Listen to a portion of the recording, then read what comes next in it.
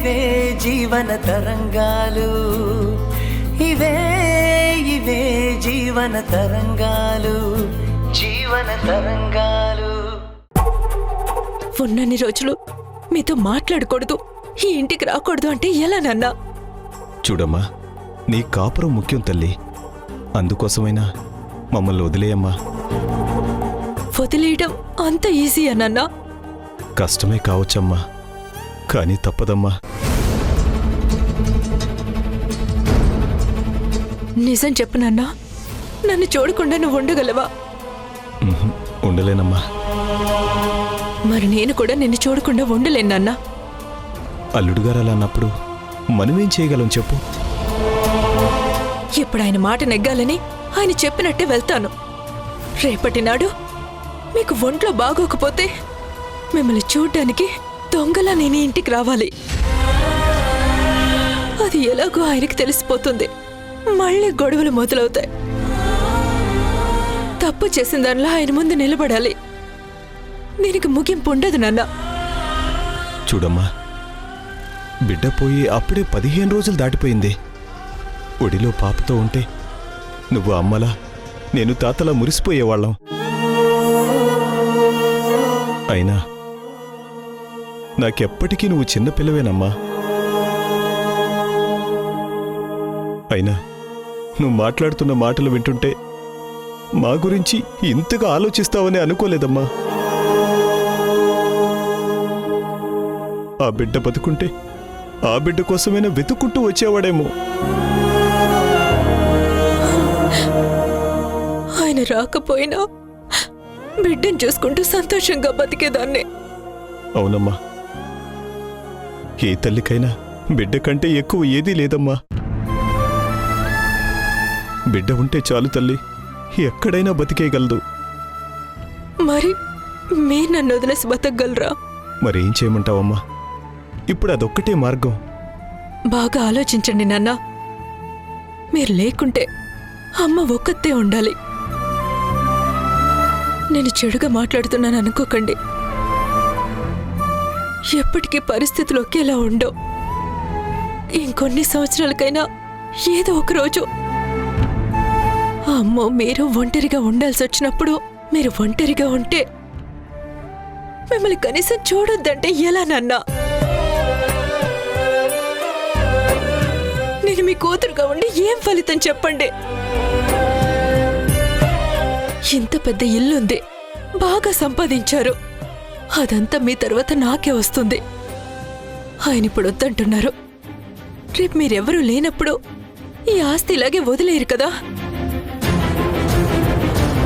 అప్పుడు ఆస్తి తీసుకుంటే ఆయన మీద నాకున్న గౌరవం కూడా పోతుంది. మళ్ళీ గొడవ అవుతుంది కదా నాన్న. ఆస్తి వద్దు అంటే? నా ఒక్కదానికైతే వద్దు. రేపు మాకు పిల్లలు పుడితే వాళ్ళు కోరుకుంది తీసుకురాగలడా? లేదు కదా. పైగా నా తల్లిదండ్రులు సంపాదించిన ఆస్తి నేను అనుభవించుకుంటే మీకెంత బాధగా ఉంటుంది నాన్న. ఏమో నాన్న, ఆయనతో జీవితం పంచుకోవడం కష్టం. అలా అనొద్దమ్మా. అమ్మా నాన్నని వదిలి ఉండడం అంత సులభం కాదని తనకి తెలుసమ్మా. తెలుసు కదా. మరి ఇప్పుడు నేను ఆయనకి కావాలా వద్దా? ఒకవేళ నేను కావాలనుకుంటే ఈ ప్రశ్నలేవీ రావు. వద్దనుకుంటేనే ఇవన్నీ వస్తాయి. నా బిడ్డ బతుకుంటే అప్పుడు తన కోసమైనా ఓ మెట్టు దిగేవారు కదా.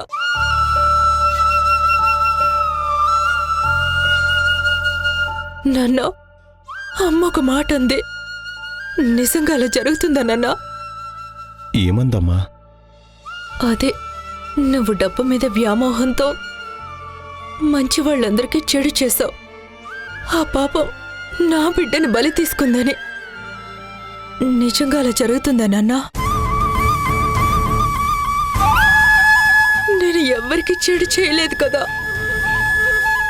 ఆయన నా బిడ్డ పోవడం వల్ల అందరికంటే ఎక్కువగా తల్లిగా నాకే బాధ ఉంటుంది. నువ్వు తప్పు చేస్తే శిక్ష నాకెందుకు నాన్న? నీ కూతురు నన్ను ఒకే ఒక్క కారణానిక నువ్వు తప్పు చేసావో లేదో తెలియదు కానీ నాకెందుకు నాన్న ఈ శిక్ష?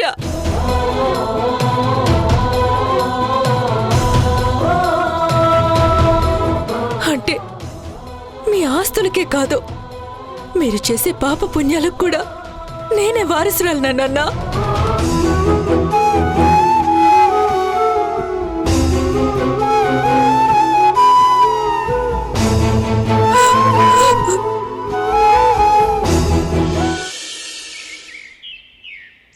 ఇది నా పర్సనల్ విషయం, ఎవరూ తలదూర్చాల్సిన అవసరం లేదు. ఒక సంవత్సరంలో అటో ఇటో 5-6 ఏళ్లుగా మనం కలిసి పనిచేస్తున్నాం. నేను చెప్పేది కొద్దిగా విను. మనిషి మీదే గౌరవం లేదంటే అతను చెప్పే మాటల మీద కూడా గౌరవం ఉండదు. సరే, నా మీద గౌరవం లేదు, నా మాట మీద గౌరవం లేదు, వదిలేయ్. కానీ నువ్వు చేసే పని సరిగా ఉందని జస్టిఫై చేయగలవా? అది మీకు చెప్పాల్సిన అవసరం లేదు. అవసరం కాదు, కారణం చెప్పలేనప్పుడే ఇలా మాట్లాడతారు. భార్యని వదిలేయాలనుకున్నారు, వదిలేస్తున్నారు. రీజన్ లేకుండా ఇలా చేసేవాళ్ళని ఏమనాలి?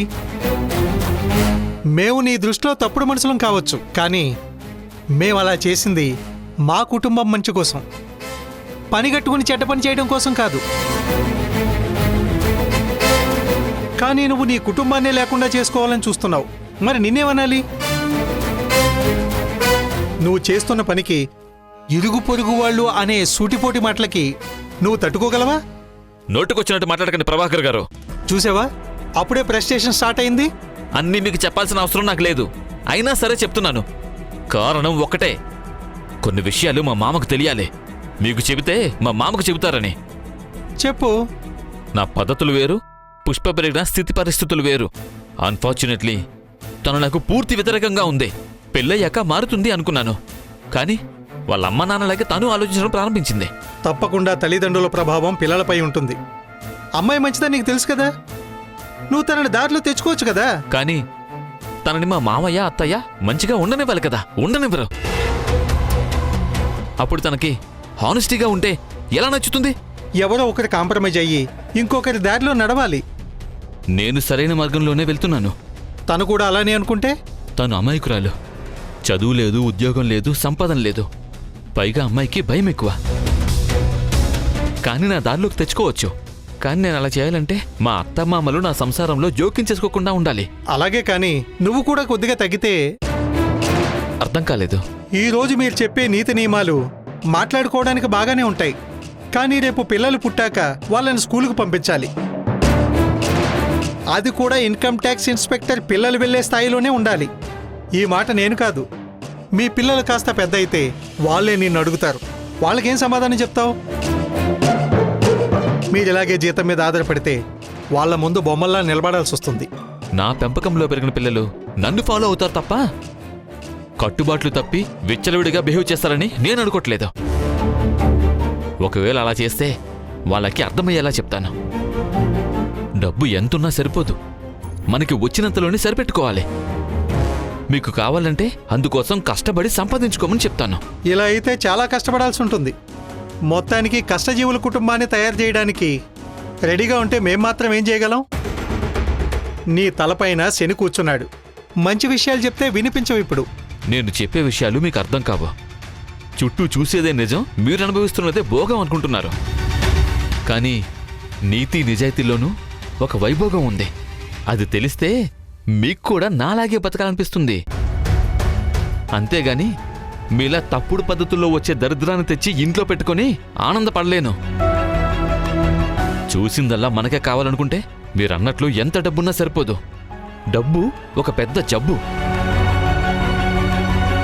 దానికి అలవాటు పడితే ఎవరూ కూడా బాగు చేయలేరు. మనకు భగవంతుడు కళ్ళు, ముక్కు, నోరు దగ్గరగా ఎందుకు పెట్టాడో తెలుసా? కళ్ళు చూసి ఆశపడిందల్లా నోటికి అందించాలని. మనసు ఆరాటపడుతుంటే అది ఒంటికి మంచో చెడో చెప్పడానికి ముక్కుకి వాసన చూసే గుణాన్నిచ్చాడు. ఆ ముక్కు బాగోలేదని చెప్పినా కూడా నోట్లో వేసుకుంటే మన ఆరోగ్యమే చెడిపోయేదే. కంటికి ఇంపైంది ఎప్పటికైనా కంపే. ఇది నేను చెప్తున్నమాట కాదు, జీవిత సత్యం. మీరు పెద్దవాళ్ళు, ఈపాటికే ఈ పరమార్థాన్ని గ్రహించి ఉండాలి. అయినా ఇంకా మీరు నన్నే దారి మార్చుకోమని చెప్తున్నారంటే మీకివన్నీ చెప్పడం వ్యర్థం. అయినా మీకివన్నీ ఎందుకు చెప్తున్నానో తెలుసా? నాతో మామ అని పిలిపించుకుంటున్నాడే ఆయనకి చెప్తారని. నేను కూడా ఆయన చెప్పారనే వచ్చాను. ఇది జీవితానికి సంబంధించింది, ఊర్లో జరిగే పంచాయతీ కాదు. 4 గోడల మధ్య ఉండాల్సిన విషయాన్ని ఇలా పాంప్లెట్స్ వేసి మరీ అందరికీ పంచుతున్నట్టు చెప్తున్నారు. నన్ను కాంప్రమైజ్ చేయడానికి మిమ్మల్ని పంపించడం ఎలా ఉంటుందో తెలుసా? దుర్యోధనుడు సంధి కోసం శకునుడి పంపించినట్టుగా ఉంది. ఆ భారతంలో కురుక్షేత్రం జరిగింది. మరి మా సంసారంలో ఏం జరగాలని మా మామ ఎక్స్పెక్ట్ చేస్తున్నాడో నాకు అస్సలు అర్థం కావటం లేదు. ఇక నేను ఉంటా అండి.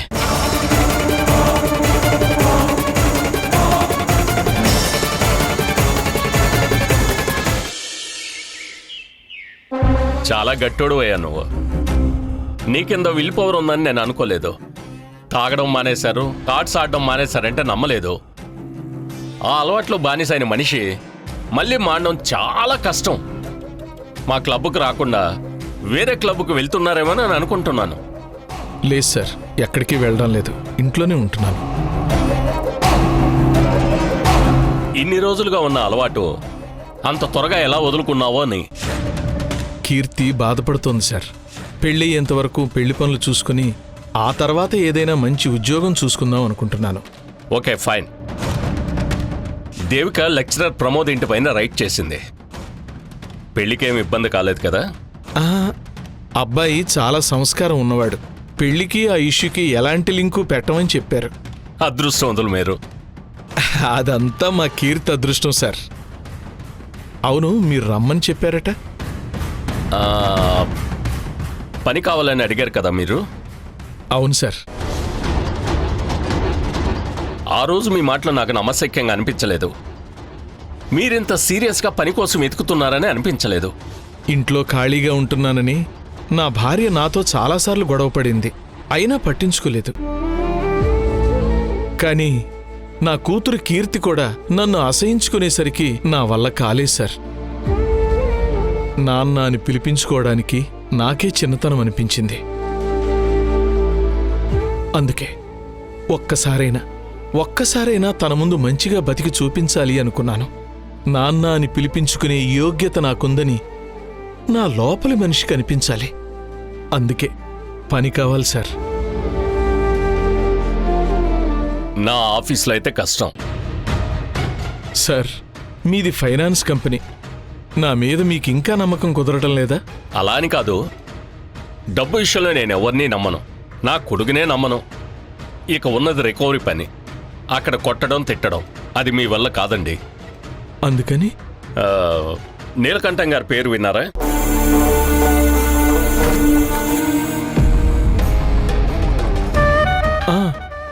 ఆయన ఆర్గనైజేషన్లో నేను ఇప్పిస్తాను. ఓకేనా మీకు?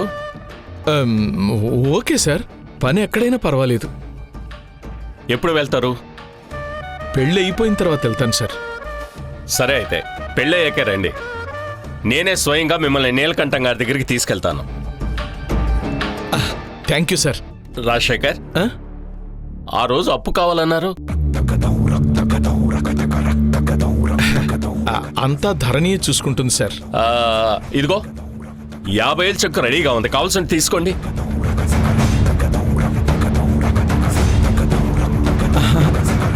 వద్దండి. ఆ లెక్చరర్ కేసు జరిగినప్పటి నుంచి ఈ పెళ్లి జరుగుతుందో లేదో తెలియదు. డబ్బు అవసరం లేదు. లాస్ట్ మినిట్లో మీకు డబ్బులు అవసరమైతే ఎక్కడికి వెళ్తారు? వద్దులేండి, ఆ విషయాల్లో నేను జోక్యం చేసుకోను. చూడండి, మీరు నా డబ్బు తీసుకున్నంత మాత్రాన అది మీ ఇంటిపై పడుతుందా? అలాంటిదేమీ లేదు కదా. ఏంటలో చూస్తున్నారు? ఉన్నట్టుండి ఎందుకు సాయం చేస్తున్నాడానా? ఇప్పుడు క్వాలిఫైడ్ వర్కర్స్ దొరకడం లేదు. నీలకంఠం నీలాంటి వాళ్ళ కోసం చూస్తున్నాడు. నేను మిమ్మల్ని తనకు పరిచయం చేస్తాను. తనకు కావలసిన జనం దొరికినట్లు ఉంటుంది, మీకు జాబ్ వచ్చినట్టు కూడా ఉంటుంది.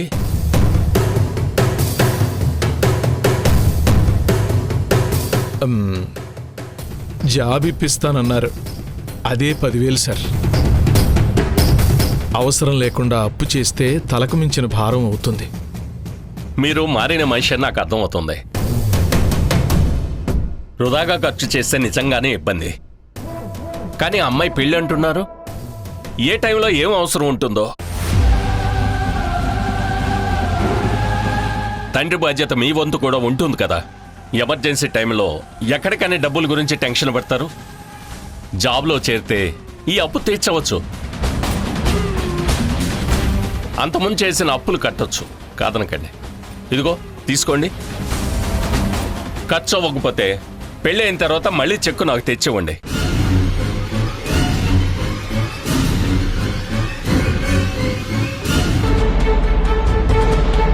ఆ రాజశేఖర్, ఈ రిజిస్టార్లో సంతకం పెట్టు.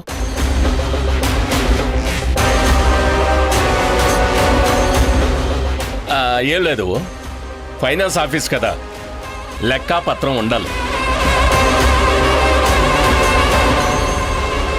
రేపు అకౌంట్స్ టాలీ అవ్వాలి. ఇది నా పర్సనల్ అకౌంటే, సరేనా?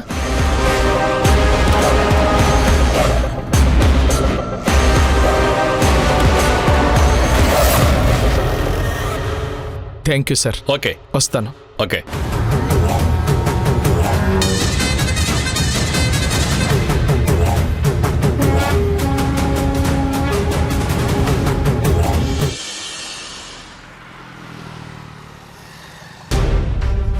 చెప్పించాల్సిన అందరితో చెప్పించాను.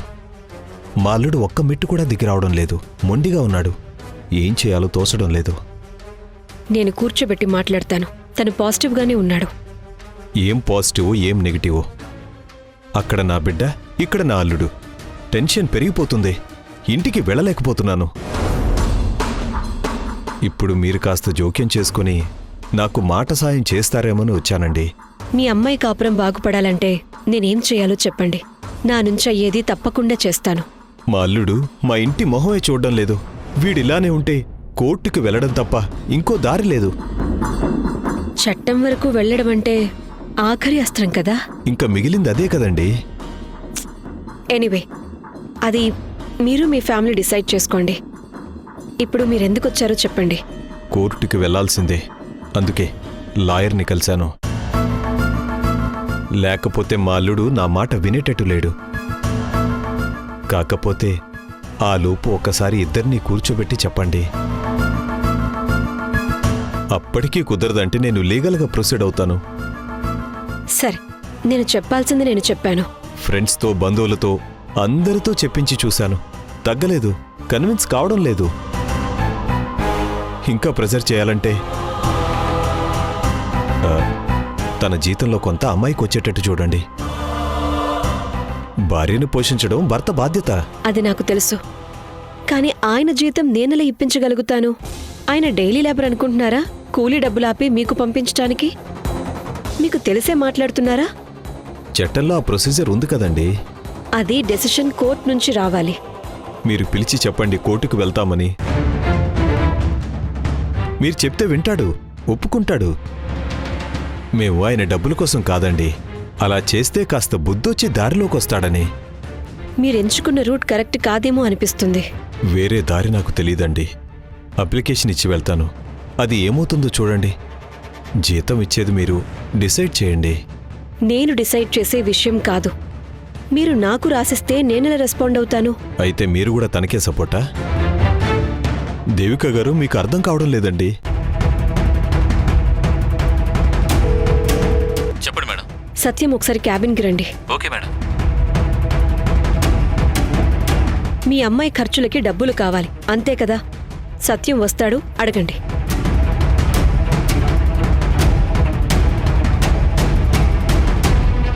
చెప్పండి మేడం. సత్యం వచ్చారు, మీరే అడగండి. చెప్పేదేముంది? భార్యని పోషించాల్సింది తను. జీతంలో సగం ఇమ్మని చెప్పండి. ఇంటికి పంపించండి, నేనే పోషిస్తా. పొద్దున్న 6కి బయటికెళ్తే అర్ధరాత్రి 12ంటికి ఇంటికి వస్తావు. అమ్మాయిని ఇంట్లో ఒక్కదాన్నే వదిలి వెళ్తావు. ఏ నమ్మకంతో నీతో పంపించాలి? పోషించడం అంటే 3 పూటలా తిండి పెట్టడం కాదు. మంచి చెడ్డ అన్నీ దగ్గరుండి చూసుకోవాలి. సరే, అయితే మీ ఇంట్లోనే ఉంచుకోండి. ఏంటి, పెళ్ళైన వెంటనే అమ్మాయి అమ్మా నాన్నే వదిలేయాలా? వాళ్ళకి అవలక్షణాలు ఉన్నాయి కాబట్టే అవన్నీ పుట్టింట్లో వదిలేసి రమ్మని చెప్తున్నాను. నేను వదిలేమంది అమ్మాయిని కాదు. జీతంలో సగం ఇవ్వు. ఇవ్వను. కోర్టుకు వెళ్లాల్సి ఉంటుంది. మొత్తం జీతం అమ్మాయికి వచ్చేలా చేస్తాను. జీతం మొత్తం మీరే తీసుకుంటే నేను ఉద్యోగానికి రిజైన్ చేయాల్సి వస్తుంది. జాబ్ చేస్తేనే కదా జీతం వచ్చేది. ఏం మాట్లాడుతున్నారు మీరిద్దరూ? నాన్సెన్స్. ఏ కోర్టు అలా చెప్తుంది జీతం మొత్తం ఇవ్వమని? ఇలా మాట్లాడుకోవడం కరెక్ట్ కాదు. సున్నితంగా కూర్చుని మాట్లాడుకోవచ్చు. ఆ అమ్మాయి లైఫ్ ఇది. కూర్చొని మాట్లాడుకోవడానికి ఇంకేముంది మేడం? ఊరంతా టామ్ టామ్ చేసి వచ్చారు. ఇంకా గోడల మీద పోస్టర్లు వేయడం మాత్రమే మిగిలింది. మాకు టెన్షన్ అండి. అమ్మాయి జీవితం చక్కదిద్దేందుకు ఉన్న అవకాశాల్ని వాడుకునైనా తన కాపురం బాగుపరచాలని తల్లిదండ్రులుగా మాకుండదా? ఏం చేయమంటారు? నేను పుట్టింట్లో వదిలేసి వచ్చానని అందరికీ చెప్తున్నారు కదా. అదే ఎందుకు అలా చేశానో, మీరు ఏం చేస్తే అలా చేయాల్సి వచ్చిందో అందరికీ చెప్పండి. సరే, నేను చేసిన తప్పే. ఇక నడువు వెళ్దాం. నేను రాను. తననే మా ఇంటికి పంపించండి. నేను చూసుకుంటానని చెప్తున్నాను కదా. మాకున్నది ఒక్కతే కూతురు. మమ్మల్ని వదిలేసి రమ్మంటే ఎలా? అవ్వా కావాలి బువ్వా కావాలి అంటే ఎలా? దానికి నేనేం చేయను. చూసారా? చూడండి ఎలా మాట్లాడి వెళ్తున్నాడు. అమ్మా నాన్నలు అక్కా చెల్లెలు ఉంటే తెలిసేది బంధాల విలువేంటో. మగాడిననే అహంకారం. చూడండి ఎలా మాట్లాడుతున్నాడు. మీరు రాకముందు బానే ఉండేవాడు. మీరొచ్చాక ఇలా తయారయ్యాడు. అంతా మా కర్మ కర్మ.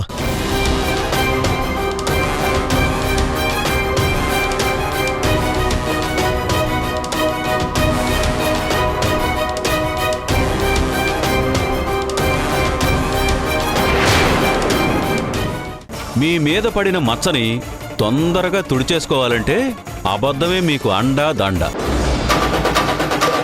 ఇదే సరైన టైం నీలకంఠాన్ని టార్గెట్ చేయడానికి. అందరూ లక్షల్లో ఫీజు అడుగుతున్నారు. ఇవ్వడానికి నా దగ్గర డబ్బులు ఎక్కడున్నాయి మేడం? బాగా ప్రిపేర్ అయ్యి వచ్చారు. మీ బావగారు రాజశేఖర్ రఘురామ్ గారి దగ్గరికి వెళ్ళారట. మీకు డబ్బులు అవసరం ఉందని 50,000 తీసుకున్నారట.